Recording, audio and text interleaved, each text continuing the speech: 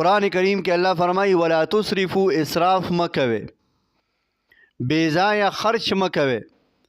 نو ګوره بے ځایه 1 روپۍ خرچ کول دا اسراف دی، او په ځای باندې 100 روپۍ خرچ کول دا اسراف نه دی.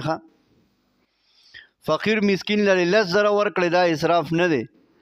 او فضول کارونو کې 1 روپۍ ولګوله دې ته ویل کېږي اسراف. دا اسراف دی چې یو ځای کې د لګولو ځای نه او ته لګې، یو ځای کې په لګولو باندې ګناه،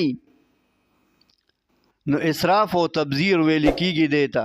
بې ځایه پیسې لګول، یو ځای کې د ضرورت نه سیوا لګول، یا یو ځای کې ضرورت نه او بیا هم لګې، دا اسراف دی او تبذیر دی. او الله فرمایي ان المبذرین تبذیر کوونکي دا د شیطان روریان دي.